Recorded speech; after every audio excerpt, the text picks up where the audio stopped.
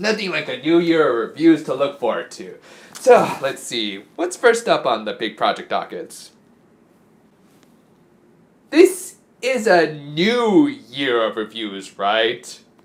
Yeah, well, I'm not totally sure when I'm gonna get this video up by. I do want to cover this movie before we truly say farewell to the last Precure of the 2010s. There's a lot of things in it that do add a new perspective to the main series with stuff that could have and should have been included, much like with the Kamihito Futago and their manga, and yes, I'm aware of that, but I'll save that for another day. For today, though, let's take a look at Star Twinkle's solo film outing and see if all of those singing lessons they advertised during the ending credits lend themselves to something worthwhile.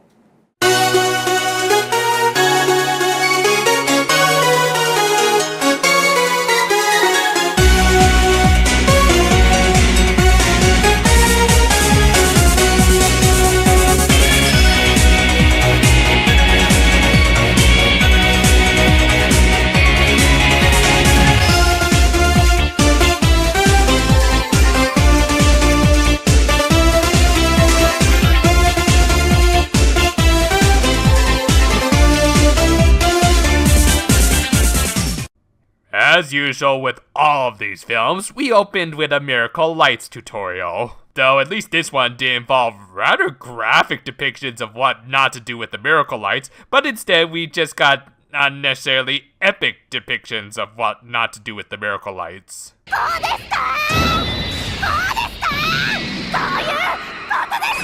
Guys, if you don't want anyone to throw the lights around, maybe you should illustrate your point with some of the best artwork the series has ever seen. The tutorials ended with Hikaru looking very disproportionate, like not enough to count as super deformed, but still, what's going on here? Anyway, the main film opened with a star going supernova? Alright, we're actually getting something related to astronomy in a fairly accurate manner. Oh, never mind, they turned it to Kirby's Warp Stars. Because who gives a damn about scientific accuracy? Ain't that right, buddy?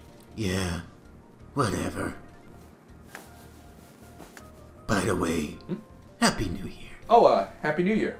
They made their way to the Milky Way galaxy. Thus, we cut over to, surprisingly, the Nota Raiders launching a massive invasion of Earth. Like, really, Tenjo? It took you guys getting a movie budget to finally get off your lazy butts? Oh well, at least it made for a legitimately awesome opening in which the Precure did probably even more fighting than they've ever done in the entirety of the main series with good animation. Like seriously, I'm not saying they have to be this level of Sakuga every week, but how many well choreographed zero-gravity fights did we get after I said I wanted to see more of them after the first episode?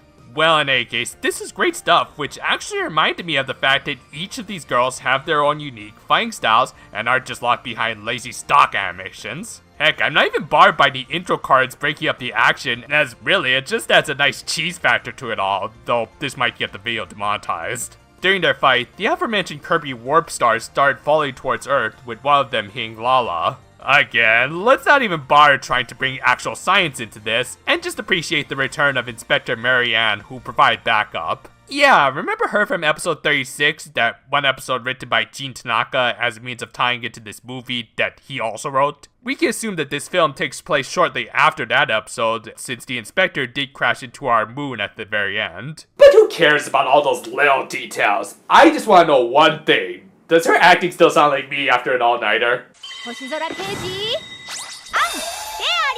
I know I should be criticizing her objectively bad acting, but it's just so perfectly awkward and unnatural that I kind of love it. Anyway, with her help, they managed to repel Tenjo and her forces. Thanks for coming in, Iando. Your check is in the mail. With the villains of the main series ejected from this film, Anne and Uni restarted their literal cat dog chase. And to get away from the fuzz, the former Phantom Thief essentially hijacked her friend's car. Also, you know, there's that little detail that you girls kind of lost your transport back to Earth, right? Yeah, if DN could survive atmospheric re-entry, I guess you girls could too. Yeah, of course, even though they didn't show it, I'm just gonna assume they full warp back to Earth. Though before going, they also picked up Marianne's Miracle Light, which I'll give credit, they did cleverly introduce in the main series. I still love that clip. as well as something in Lala's hair. It ended up attracting the attention of some bounty hunters in some pretty awesome establishing shots. Like, seriously, this is how you make your villains feel threatening as opposed to just having them sit on a throne all day and repeat the same thing over and over ad nauseum. The next day, having spent the night at Hikaru's place, the two ended up running late to school. Apparently, Hikaru got the bright idea to spend the entire school night discussing mysterious landmarks all across the world. Yeah, even Lala acknowledged that this probably wouldn't have happened if she had spent the night at Maruko or Elena's, but both were away on a field trip in Okinawa. Gotta give this film credit, they remain consistent with how little these two contribute to the show. As a result of their tardiness, they were unable to grab anything for breakfast, so as a quick calorie fix, they tried to eat some of their own product placement, but as it turned out, the Warp Star hid amongst Lala's gummies. Thus, when Hikaru tried to go in for a bite, it reacted by conveniently warping them to the school? Okay, I guess it's supposed to act like a wishing star, but still, that's a pretty odd defense mechanism. Lala managed to recapture it, and understandably, wanted to keep it as far away as possible from Hikaru and her Kazuma hands. It did end up escaping and almost got eaten by a cat. The rebuilt version of Ramiel is looking a lot smaller than I remember. Since Nerve was nowhere to be found, Hikaru tried and managed to calm the miniaturized angel down. After school, they tried to learn more about Ramiel, while also happy to miss some important plot news exposition. They quickly learned that by waving around the miracle light, it would transport them to wherever they wanted, albeit in not the most graceful of manners. I'm sorry, I legit want to hear that again. Oh, it's been too long since we've heard a truly great Fujiwara noise. They ended up getting transported to Okinawa, both so that they could be reunited with their teammates, and really just so that the toy staff would have an excuse to take location shots while vacationing on a very tropical island. Was this where much of the animation budget went, as opposed to, fights in the main series? But yeah, thanks to their little friend who went from Ramiel to a bit more of a Shamshell form, they managed to explore Okinawa and even briefly saw Maruko and Elena while they were scuba diving.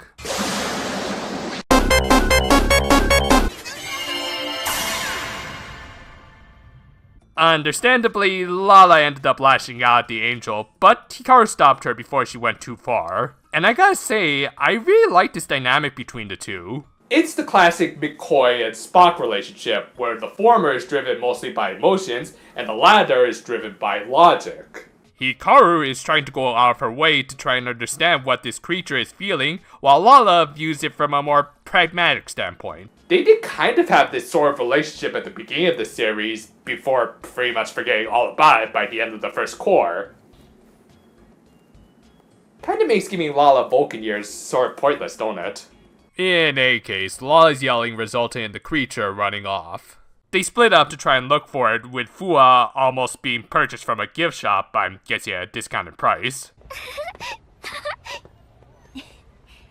Kid, you got ripped off. I mean, you probably could have turned a nice profit if you just flipped that on eBay. But yeah, since they probably wanted a little more screen time, Elena and Madoka decided to help look for it. It was pretty much all for naught, as Lala managed to find it thanks to the miracle light, because of course this thing would act as a Deus Ex Machina, though at least it's not quite as blatant in this case. This let the two extraterrestrials have a moment alone, where in spite of wanting to get away from her at first, the creature started to recognize that they weren't that much different. They were both aliens on a very foreign planet to them, both had anxieties over stuff like being discovered by its inhabitants and possibly being mistreated, which would end up happening to Lala about a month after this movie originally hit theaters. She was well aware of the fact that she was lucky that a space case like Hikaru was the first to find her, as had it been anyone else, she might be detained in Area 51 by now, and didn't want even an impish little creature like this one to go through such a painful experience. This is actually a really effective scene that plays well off of Lala's established character.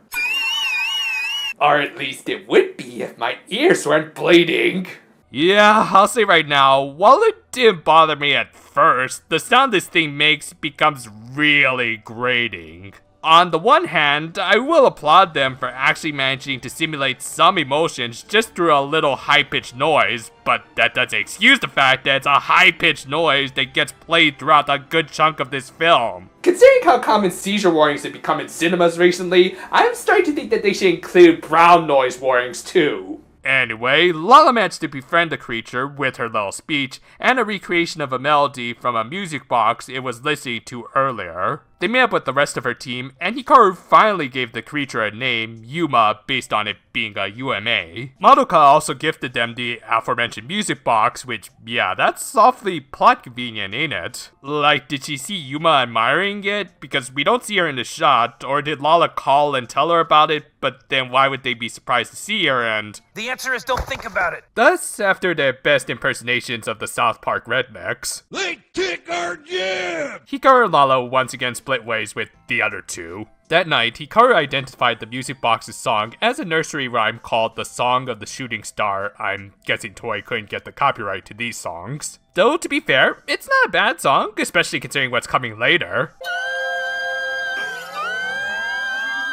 I just wish we did get the Nails and Chalkboard remix of it. Anyway, since Yuma seemed to have unlimited teleporting powers unlike Fuwa, our heroines took advantage of the small space creature and went to every mysterious landmark on the globe, thus continuing this franchise's tradition of encouraging illegally entering into other countries. Not gonna lie though, these are some nice visuals, and the places they visited are fascinating real-life locations. Well, we did get a pretty good early story arc of 5Ds out of it. Elsewhere, many light years away, Marianne had finally caught up to Uni.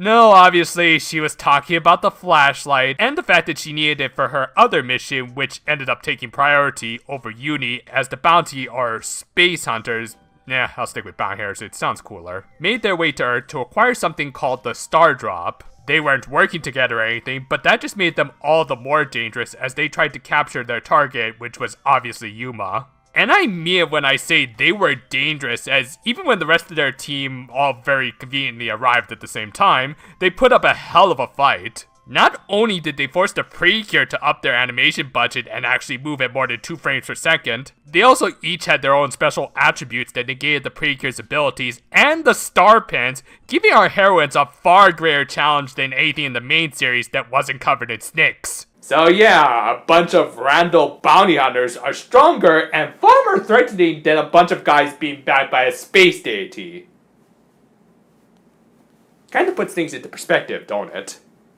Like seriously, if guns for hire like these guys were around, why didn't the Notareras ever hire them? If they brought in these guys, or at the very least, made the main villains actually this level of threatening, then the main show probably wouldn't have gotten as stale as it is now. When you have actually good villains, it not only makes the fights more interesting, but we could also appreciate the Precure and their abilities more. I honestly kind of forgot that these girls each had their own unique fighting styles and attributes because all the fights started to blend together in the show and devolve into nothing but star pen attack spamming, which this movie even seemed to poke fun at by having them become completely useless in this fight. I mentioned this before, but I do believe that the writer of this movie, Jin Tanaka, and the head writer of the main series, Isamu Murayama, are close friends behind the scenes, and because they're friends, they can point out the holes in each other's writing.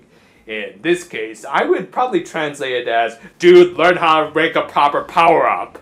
Heck, even shows how it can be done right, as after a little boost from the Miracle Light, Yeah, I'll let this one pass. the Precure were able to use the pens to unlock new forms based on them. Not only did these constellation dresses look leagues better than the Twinkle style forms, but they also allowed the Precure to use attacks that weren't stock animations, and actually took advantage of the attributes of the pens and didn't look all the same. As a result, this produced probably the best fight of this entire series, with the Star Twinkle team not simply overpowering their enemies as usual, but using actual strategies to depower them and then defeat them. As I'm recording this, the final battle of the main series hasn't aired yet, but I'm willing to bet it's not going to surpass this. With the hunters defeated, Marianne managed to arrest all of them, and the day seemed to be saved. The only thing left to do was retrieve the Star Drop. According to Marianne, star drops, just like actual space debris from a star, are needed to create new planets. In this universe, small sentient chunks like Yuma could form whole planets. Don't even try and make sense of it at this point, girls. Obviously, the bounty hunters wanted a planet creator to fetch a nice price on the galactic black market. Meanwhile, the police wanted to confiscate them until they became planets, as even slight negative influences could corrupt the star drops in the worst ways possible. Hence also why Marianne needed the Miracle Light as a counteragent, as it has been established as a power source of good and everything. I'll say right now, this film has probably some of the best integration of the Miracle Lights ever. For one thing, it's been naturally woven into the narrative of this movie thanks to its early bird cameo in the main show, where it was established as a vial 2 in Marianne's arsenal, which we just got clarification for. Second, it didn't come out of nowhere like in previous films to act as a pure deus ex machina. And while it's technically been present for much of this film, it hasn't been, ironically, stealing the spotlight from our actual superheroines, unlike certain other films. They still do have one more big scene with these things, but even then, I don't think they end up becoming the end-all be-all like they are in other films, which has always been my problem with them. I can appreciate these things just as long as they're integrated organically into the film. Anyway, upon hearing that they were going to be separated, Lala didn't take it so well, which is a little odd. I mean, she's only really gotten to know this sentient mass of gas and space dust for what couldn't have been more than a few days. Don't get me wrong, I'm not saying her feelings are necessarily unjustified, and this could even be one of those more spur-of-the-moment kind of deals, which kind of adds an interesting layer to the Spock of this team. It's just a little awkwardly presented, is all I'm saying. And at least this movie has the excuse that it's a movie, ergo they don't have a lot of time to develop these sort of things, like in the main series. Regardless, even in a film where science is taking a back seat, they couldn't ignore the fact that Yuma, in plant form, couldn't stay anywhere near the Earth due to the gravitational pulls. But the gravity of your planet will create earthquakes, tidal waves. Hey, nice Transformers reference. Well, thanks. I just wanted to include a detail that Michael Bay never bothered to include in Dark of the Moon. Yeah, we hear you. Hey, you want to watch Bumblebee later? Sure, I'll make the popcorn. Unfortunately, the emotional farewells were cut short by the main bounty hunter, Byrne, escaping from his cuffs. And as Obi-Wan once said, You will never find the more wretched hive of scum and villainy. And there was just enough scum and villainy, along with Law's sadness, to turn the innocent little star drop into the Dark Star, as if the series didn't already have enough Kirby references. Thus, the Precure headed out to try and reason with the dark matter, while also fending off hundreds of bounty hunters also looking to turn a profit. And credit where it's due, this was an amazing climax, as the Precure still had a little miracle light juice left in their pens that sadly wouldn't carry over into the main series, so may as well get their money's worth here. And amongst all the chaos, we got, and I can't believe I'm saying this, a good speech from Hikaru, where she pointed out that the most important thing right now was to let Yuma choose its own path, whether they liked it or not. Yeah, interestingly enough, over the course of this film, we saw these two basically pull a reverse Tsubomi and Erika, in that the overly emotional Precure became the voice of reason, while the initial voice of reason became overly emotional. Now granted, it's nowhere near as fleshed out as Tsubomi and Erika, who had pretty much a whole season to pull off their hat trick. But imagine if Lala and Hikaru were afforded such a luxury. Just keep that in the back of your head for now. Anyway, once again, it fell upon these two to fix things as they made their way to the planet while the other three cleared a path for them. So yeah, the climax of this film features our protagonist flying down to a black sentient planet to face the final boss. Why does that sound so familiar? On the planet, they found recreations of all the places they visited during their little world tour, and in hindsight, maybe they should have taken a raid check on the lightning, the volcano, and the Bermuda Triangle. However, using a combination of the nursery rhyme and the miracle light, they managed to reach out to Yuma and...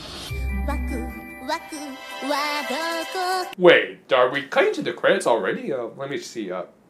No, we still have 9 minutes left. Yeah, I'm not gonna lie, I really thought that this sequence was going to be like the ending credits to this film. After all, they played it during the credits of the main series, and then there's the little matter of this rather drastic shift to 3D animation. At least with the crossover movies, they made it clear that the Precure are entering into a different plane of reality. Here, the transition just feels really jarring. Now that said, it was still a really nice sequence as their little concert helped to properly terraform the Yuma planet into a beautiful Aiden. Really, it's not at all a bad way to end the film or anything. I just wish there was a little more consistency is all. Though, just so that science doesn't have to take a toll backseat in this film, they did point out that life just can't instantly come in by the truckload, and they clarified that this planet still didn't actually exist and was just a projection of what Yuma wanted to become. Speaking of whom, the little star drop had evolved even further, and what in the Sam Hill is that? Okay, I get that Yuma is supposed to be taking after basically her mother's, the kid takes after the parents and all that, but